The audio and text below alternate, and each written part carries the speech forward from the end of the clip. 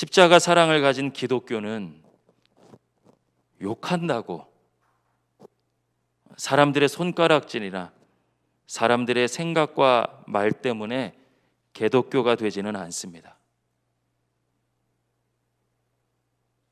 우리의 마음이 좀 아플 뿐이죠.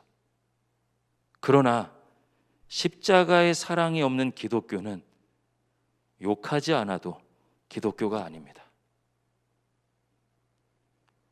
예수 그리스도의 십자가는 자신을 못 받고 있는 사람들을 위해서 주님께서 포기하지 않으시고 끝까지 사랑한 현장이고, 하나님의 아들을 그토록 조롱하고 모욕하는데도 그 비난 속에서도 사랑을 위해서 침묵하신 곳입니다. 우리의 삶과 신앙은 사랑한 만큼 성공하고 미워하고 무관심한 만큼 실패합니다. 그것은 어떤 종교적인 행위로 이루어낼 수 있는 것이 아닙니다. 포장지를 벗기는 순간 내 속사람이 드러납니다. 사랑은 내 기쁨과 행복을 위해 반드시 있어야 할 것들을 누군가의 기쁨과 행복을 위해 기꺼이 포기하는 것이죠. 하나님이 그렇게 아들을 포기하셨습니다. 그 사랑을 담고 나눌 때 우리는 우리가 생각하고 기대했던 것과 비교할 수 없는 원래 우리에게 주어진 기쁨이 무엇인지를 알게 됩니다. 십자가의 신비죠. 그래서 참된 신앙은 십자가를 드러냅니다. 결코 나에게만 집중하는 신앙에 머물러 있을 수 없습니다. 거듭 말씀드리지만 환경은 또 어려워집니다. 그 반복의 굴레에서 벗어나는 길, 사망과 죄를 이기신 주님 안에 거하는 것이죠. 참된 신앙의 길, 내가 부족하지만 주님 따라 사랑하는 신앙이 될 때 오늘 20절의 말씀처럼 내가 세상 끝날까지 너희와 항상 함께 있으리라. 주의 사랑 나눌 때 주의 사랑에 거하고 세상 끝날까지 나와 함께 하시는 하나님의 은혜를 누리게 됩니다. 우리 교회를 세우는 비전의 세 번째 기둥은 셀처치죠. 사실 소그룹이란 의미로 해석하면 오이코스와 셀처치는 교회 성장학에서는 같은 단어로, 같은 의미로 사용됩니다. 그래서 2016년 신세계교회 부임하면서 저는 셀처치를 미셔널 처치, 선교적 교회, 한 사람 한 사람이 교회가 되어서 그리스도의 사랑을 증언하는 신앙으로 재해석했습니다. 내가 교회가 되는 것이죠. 교회에 다니는 것에 멈추는 것이 아닙니다. 내 삶의 자리, 가장 가까운 사람에서부터 열방을 향해 주님의 사랑을 전하는 증인되는 신앙, 이것이 셀처치의 비전입니다. 사랑이 많아서 전하라는 뜻이 아니에요. 내가 완벽한 어떤 인격이나 또 능력을 가지고 있기 때문에 사랑하라는 것이 아닙니다. 그렇게 해야만 사랑할 수 있다는 생각 때문에 사랑이 가지는 신비를 경험하지 못합니다. 부족함도 못남도 또 때로는 가시 같은 모습이 있어도 사랑을 시도하면 조금씩 오히려 더 주님 닮아가는 내 모습을 보게 됩니다. 이 놀라운 은혜를 신세계교회의 모든 가족들이 누릴 수 있기를 예수님의 이름으로 기도합니다. 오늘 본문은요, 그리스도인의 대사명이라 알려져 있죠. 저는 이것이 우리 교회 셀처치의 비전이라고 믿습니다. 참 놀라워요. 이 비전은 부활하신 예수님께서 승천하시기 전에 제자들에게 직접 친히 맡기신 사명이죠. 저는 우리에게도 동일하게 직접 친히 부활하신 주님께서 맡기셨다고 믿습니다.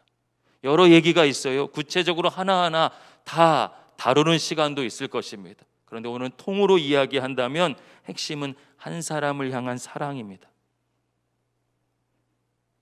모든 사람들이 십자가의 사랑을 경험할 수 있도록 내가 통로가 되라는 뜻이에요.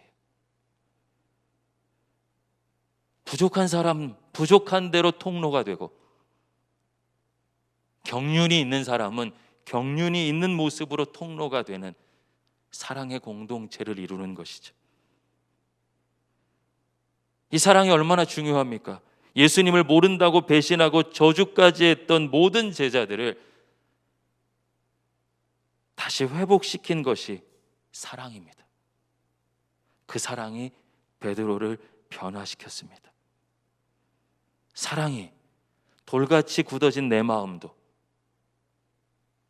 다른 이의 마음도, 가족의 마음도, 이웃의 마음도 녹일 수 있습니다. 이 사랑을 받고 누리고 나누길 원하시는 것이죠. 이것이 교회의 존재 이유이자 비전이라 할 수 있습니다. 교회 비전이나 선교, 사명과 헌신을 이야기하면 우리는 사실 부담스럽습니다. 여러분, 그런데 거기에 비밀이 담겨져 있어요. 부담스러워하기 때문에 20년이 지나도 신앙이 달라지지 않습니다. 내가 하나님의 뜻을 편집해 버렸어요. 지금 이건 힘들어서 안 되는 거야. 내가 제한해 버렸어요. 기적이 무엇입니까? 내가 지금 시간도 없고 물질도 없고 사랑도 없고 아무것도 할 수 없는데 사명이기 때문에 순종할 때 하나님께서 그 일을 이루시는 것을 보는 것이죠. 왜 기적이 사라졌습니까? 내가 다 편집해 버렸어요. 오늘 우리 가운데는 환우들도 있고 생각지 못한 삶의 고통이 찾아오기도 하고 코로나19로 인한 괴로움이 가득합니다. 환경이 바뀌는 것이 아니라 하나님의 기적이 이 삶의 현장에서 예수 그리스도를 닮아가는 모습을 통해 이길 수 있다는 것을 경험할 때 여러분, 더 이상 세상이 두려워지지 않습니다. 믿음의 능력을 알게 됩니다. 우리는 주님의 제자가 되길 원하죠. 머리의 생각으로만 이루어지는 것이 아닙니다. 성경은 방법을 정확하게 우리에게 알려주고 있어요. 요한복음 13장 35절 말씀 우리 함께 읽겠습니다. 시작. 너희가 서로 사랑하면 이로써 모든 사람이 너희가 내 제자인 줄 알리라. 아멘. 우리 믿음의 가족들이 서로 사랑하면, 서로 사랑하는 우리를 통해 사랑이 드러날 때, 여러분 그렇게 살 때 주님의 제자임이 증명되는 것입니다. 회개는 윤리적인 죄나 아니면 우리가 생각하는 살인이나 강도질 같은 큰 형사 범죄만을 회개하는 것이 아니죠. 하나님, 사랑이 참 안 돼요. 하나님 미워요. 하나님 제 마음에 전쟁이 일어났어요. 그런데 성경은 또 사랑하래요. 이 싸움이 회개죠. 그때 어떻게 섬길 수 있습니까? 성령께서 주인 되셔서 그분께 순종할 때 내 마음은 전쟁이 일어났지만 순종함으로 내 손과 다리가 구체적이고 실질적인 사랑과 배려와 섬김을 성도에게, 이웃에게 나누게 됩니다. 오스트리아의 유명한 정신과 의사, 또 애들러 심리학으로 알려져 있는 애들러 박사가 있습니다. 그는 자기를 찾아오는 우울증 환자들에게 항상 이런 처방을 했어요. 당신은 가서 2주일 동안 매일 남을 기쁘게 하기 위해서 무엇을 할까, 그것만 골똘히 생각해보고 실천해 보십시오. 2주일 동안 정말 거기에 미쳐서 살면 당신은 병을 이길 수 있습니다. 이 방법은 실제로 당시 우울증 환자뿐만 아니라 사회에 어마어마한 영향력을 미쳤습니다. 여러분, 나를 살리고 내 억울함이 풀어지고 내 마음의 상처가 치유되는 길이 놀랍게 다른 이를 사랑하고 돕는 데 있었습니다. 성경만이 아니에요. 창조는 어디 경치 좋은 데 가서만 느끼는 것이 아닙니다. 하나님 중심의 삶의 방식으로 살아갈 때 하나님의 역사가 일어나는 것을 보면, 사랑할수록 내가 살아나는 것을 볼 때 우리는 창조의 섭리를 깨닫게 됩니다. 여러분, 앞으로 세상이 어떻게 변할까 생각해 보면 앞이 캄캄하지 않으십니까? 그 새로운 세상을 살아갈 수 있는 진짜 능력 있는 삶의 방식, 나를 새롭게 하고 치유할 수 있는 길은 다시 십자가의 사랑으로 살아가는 것입니다. 그리고 이것이 예수님께서 보여주셨던 사랑의 길이고, 이 삶의 방식이 우리 신세계 공동체가 순종하려는 셀처치의 비전입니다. 세계 3대 경영대학원 중 하나인 와튼스쿨이라고 있습니다. 거기에 조직심리학 교수 애덤 그란트라는 사람이 굉장히 유명해요. 30살에 대학 졸업하고 최연소로 종신교수가 된 것으로 유명합니다. 그가 쓴 책 중에 2013년도에 굉장히 베스트셀러가 된 책이 있습니다. Give and Take란 책이에요. 그냥 보면 주고받는다, 실리를 찾아라, 이 정도 이해할 수 있는데, 실제로 읽어보면 양보하고 배려하고 베풀고 희생한 사람들이 성공의 사다리의 맨 꼭대기에 오른다는 것을 역설적으로 보여주는 책입니다. 사랑하는 사람들, 나누는 사람들이 성공할 가능성이 더 높다는 것을 수많은 사례를 통해서 객관적으로 논증한 거의 첫 번째 책이에요. 최근에 우리나라에, 이분 책은 아니지만 같은 흐름, 자기계발서인데요, Go Giver, 주는 사람이 되라, 나누는 사람이 되라, 이 정도 될 거예요. 2020년도에 번역되어 나왔습니다. 여러분, 세상도 세상에서 살아남기 위해서 선택하는 것이 나누는 것이에요.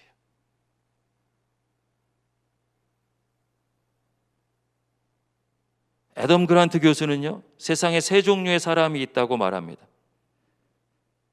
언제나 받으려고만 하는 사람, 테이커라고 불러요. 또 다른 사람이 나한테 하는 만큼만 해야지 늘 계산하는, 받는 것과 주는 것이 매칭되는 매처가 있다고 합니다. 그리고 자신의 이익보다 다른 사람을 먼저 생각하고 돕고 섬기고 나누는 기버가 있다고 해요.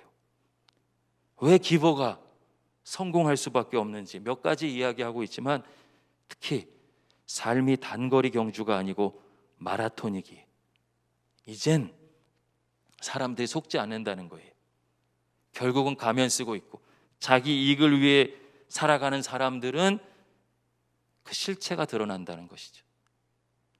진심으로 다른 이를 돕는 사람들이 손해보고 또 가리워졌었는데 세상이 아주 극도로 마이크로하게 연결된 세상이 되면서 진짜 나누고 사랑하는 사람들이 전 세계에 드러나기 시작했대요.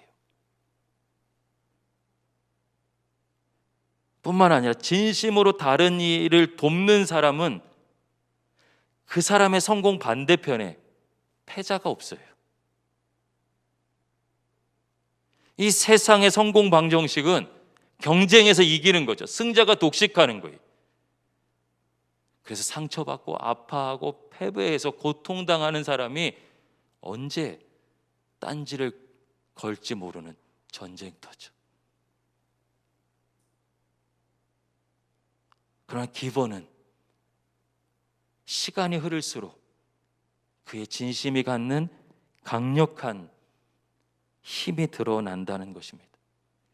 현대 시대와 앞으로 시대는 어떤 일이든 혼자서 할 수 없고 팀으로 해야 되는데, 여러분 같이 공동 작업 한번 해보시면 얼마나 힘듭니까?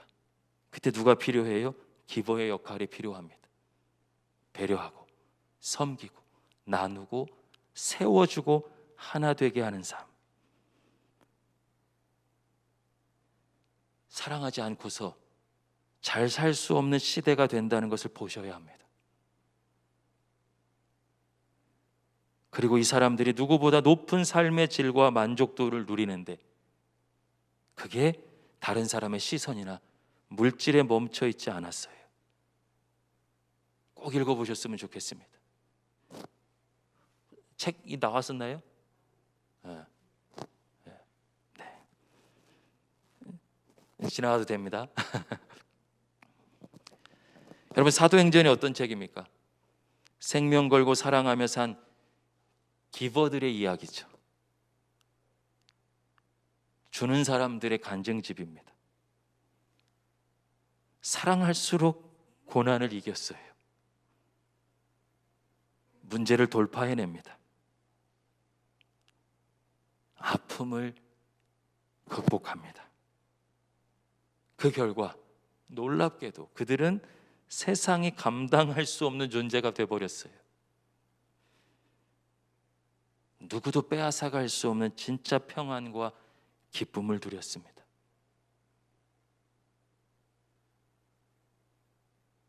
가짜에 속지 않았어요.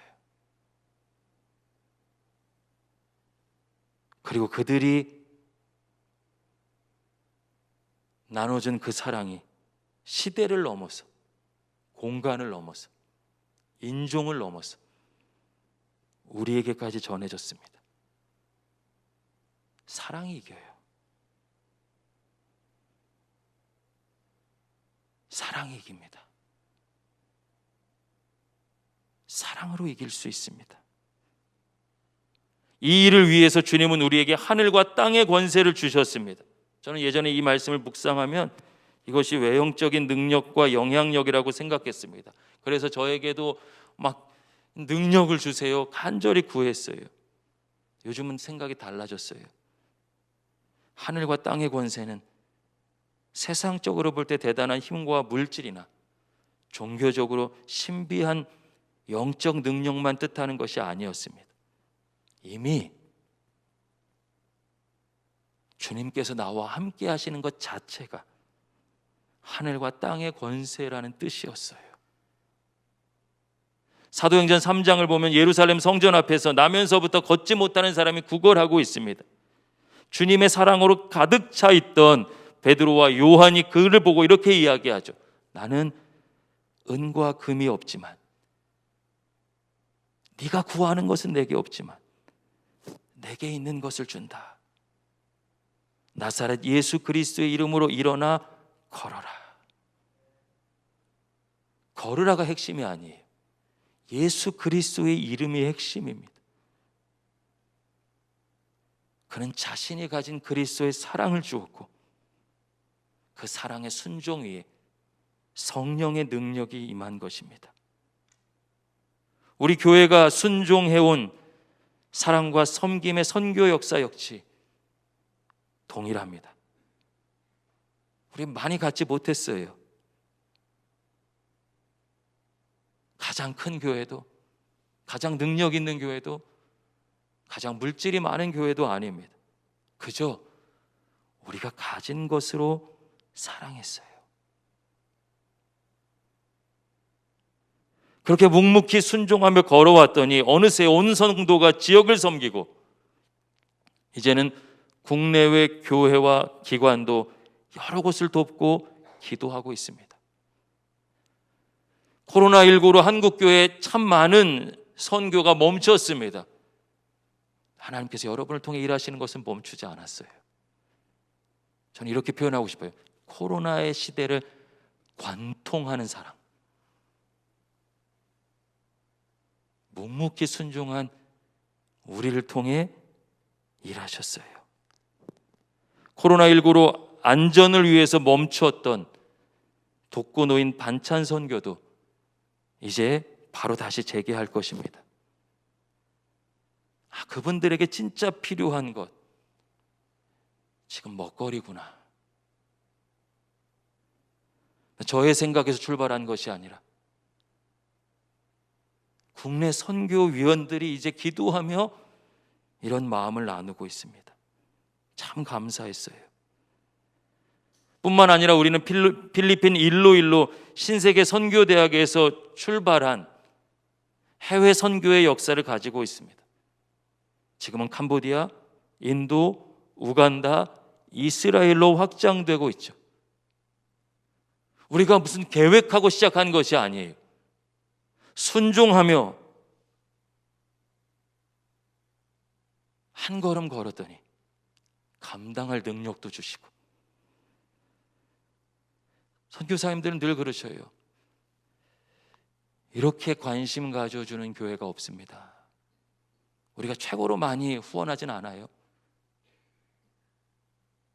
1년 내내 멈추지 않고 연락하고 기도하고 반드시 1년에 한 번 모시고, 그리고 때로는 선교사님과 함께 있는 자리에 제가 피해요. 성도님들이 선교사님을 만나실 수 있도록. 왜요? 우리 선교사님이 돼야 기도하거든요.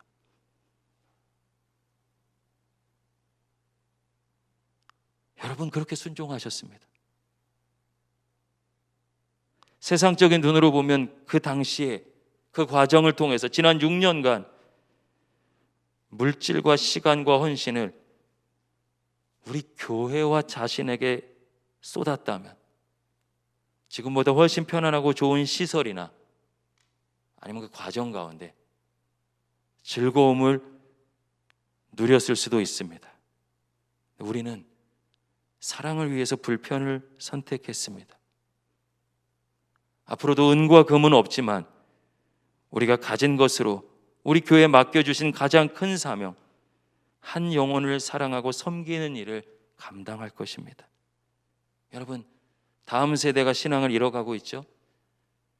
그들에게 남겨줄 가장 가치 있는 유산이 뭘까요? 저는 여전히 사랑하고 섬기고 나누고 생명을 살리는 선교야말로, 세상이 볼 땐 조롱당할 수도 있고 왜 그렇게 힘들게 살아? 라는 소리를 들을 수 있어도 그 사랑으로 섬기는 선교야말로 가장 위대한 유산이라고 믿습니다. 이제 우리는 기독교 신앙에 있어서도 새로운 시대를 살아야 합니다. 움켜잡고 우리 교회, 우리 집, 나만을 위한 신앙의 한계를 너무 극명하게 맛봤습니다. 이젠 사랑하고 나누며 선교하는 하나님 가장 기뻐하시고 세상을 이길 수 있는 사랑하고 선교하는 삶으로 나아가야 될 때입니다. 여러분, 사랑은 신비한 것이에요. 나누면 소진될 것 같은데 오히려 내가 풍성해지고 내가 포기하고 나눈 것과 비교할 수 없는 사랑과 행복을 누리게 만듭니다. 그래서 사랑으로 이기는 것이죠. 환경도, 상처도, 상황도, 고난도. 이 은혜를 신세계교회 모든 성도들이 반드시 누리게 되기를 예수님의 이름으로 간절히 축복합니다. 할렐루야. 여러분, 마지막으로 우리 교회 선교의 방향성을 우리 전 교인이 함께 좀 공유했으면 좋겠습니다. 화면에 자막을 보면서 같이 좀 나눴으면 좋겠어요. 여러분, 선교는 하나의 프로그램이 아니라 하나님의 꿈이며 교회의 존재 이유입니다. 성도 한 사람 한 사람이 선교사로 세워지는 것이 곧 예수 그리스도의 제자로 세워지는 것입니다. 우리 교회는 다양한 국내 현장과 기관을 섬기지만 무엇보다 모든 성도가 자신의 삶의 자리에서 선교하는 선교적 교회가 되는 것을 꿈꾸고 있습니다. 그것을 위해서 5가지 기준을 세웠습니다. 첫 번째, 신세계교회 선교는 하나님 중심의 선교입니다. 우리를 드러내거나 업적을 위한 것이 아니에요. 철저하게 하나님 중심. 우리 교회 첫 번째 비전 기둥인 오직 예수의 신앙으로 선교합니다. 두 번째, 신세계 선교는 모두가 함께하는 선교입니다. 우리 교회 비전의 두 번째 기둥 오이코스의 선교죠. 함께 3세대 모두가 함께하는 선교. 저는 선교의 비전이 없는데요, 전 너무 어렵게 느껴져요. 그런 분들도 참여할 수 있는 부활주일이나 추수감사주일, 투게더 기흥 같은 쉬운 선교. 그냥 거기에 멈추지 않고 더 큰 헌신을 결단한 이들을 위한 깊이 있는 선교까지. 신세계교회 선교는 모두가 함께 하는 선교고, 개인이 자기의 헌신이나 역량을 드러내는 선교가 아니라 공동체, 교회가 중심이 되어서 교회를 통해서 하는 선교입니다. 간혹 그런 분들 섭섭하셨을 거예요. 선교사님에게 뭔가 직접 후원하고 싶으면 교회를 통해서 하십시오. 여러분, 그 재정에 뭐 군침 흘리거나 그런 것이 아닙니다. 오랫동안 선교하고 또 선교지를 섬기면서 깨달은 것이 있어요. 물질이 주인 될 때 선교사님들이 상처받거나 변질되더라고요. 후원해주는 사람의 시선을 의식하게 되는 순간 선교는 변질됩니다.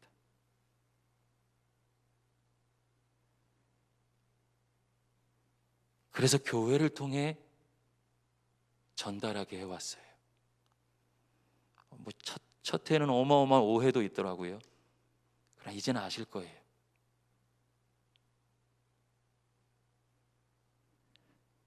세 번째, 신세계교회 선교는 일회적인 선교가 아니라 지속적인 선교입니다. 한 번 가는 것도 귀한 일이지만 한 번 갔다 와서 내 감격에 취하는 일은, 아니면 한 번 섬기고 나서 멈추는 일은 선교지를 더 아프게 하더라고요. 선교사님이나 아니면 지역에 담당하는 복지사들을 더 힘들게 하는 일이더라고요. 그래서 우리 교회가 지역을 섬기려고 할 때 여러분, 이 지역에서 반가워하지 않았던 이유, 그동안 교회들의 행동의 결과예요. 왜 달라지고 있습니까? 우리가 작게 하더라도 지속하기 때문입니다. 독거노인 반찬 선교 하더라도 더 많은 분 하고 싶어 하시는 분들이 많으세요. 근데 아이러니하게 제가 막았어요. 왜냐하면 감당할 수 있는 만큼 지속적으로 하면서 거기에 더 많은 분들이 함께하는 성장이 일어나야지. 처음에 열정을 갖다가 나중엔 그 반찬 만드는 몇 분이 평생의 짐처럼 괴로워하는 교회들이 너무 많아요. 1년에 한 번 하노이 코스가 두세 번 섬기는 정도라도 우리가 몇 가정 지속적으로 섬길 수 있다면 얼마나 좋을까. 그러다 감당할 수 있는 분들이 점점 더 많아지게 될 때 더 많은 가정을 더 기쁘게 모두 함께 섬기게 되겠죠. 지속적으로. 네 번째, 신세계교회 선교는 우리가 원하는 선교가 아닌 현장이 요청하는 선교입니다. 선교지에 가서 목사나 또 성도들이 주인 노릇하는 모습을 많이 봤습니다. 너무 마음이 아팠어요. 그래서 우리 교회는 지역이나 어디나 가서 우리가 이걸 하겠습니다라는 말씀을 드리지 않습니다. 무엇을 할 수 있을까요? 말씀해 주십시오. 다 감당할 수 없을 수도 있습니다. 하지만 부족하지만 저희가 할 수 있는 것을 끝까지 지속적으로 하겠습니다. 말씀드렸고 그렇게 선교해온 6년의 역사입니다. 마지막으로 신세계교회 선교는 하나님의 사람을 세우는 선교입니다. 현장에도 사람이 세워져야 되죠. 또 우리 교회에도 점점 더 많은 분들이 선교의 비전을 갖는 하나님의 사람으로 세워지게 될 때 더 많은 곳에 구석구석 하나님의 사랑이 전해질 것입니다. 세 번에 걸쳐서 우리 교회 비전을 살펴보았습니다. 하나님은 우리가 어떤 일을 하는 것이 아닌 우리의 존재가 주님을 닮아 거룩해지길 원하시죠. 오직 예수, 오이코스, 셀처치는 구호가 아니라 우리가 거룩한 사람이 되는 신앙의 균형을 말하는 것이며 우리가 그렇게 순종하며 걸어갈 때 사랑할수록 내가 단단해지고 순간이 아닌 영원을 잡으며 하나님의 놀라운 은혜와 그 사랑을 전하는 위대한 믿음의 사람으로 세워지게 될 것이라고 믿습니다. 그 길 함께 걸어갈 수 있기를 예수님의 이름으로 간절히 소망합니다. 기도하겠습니다.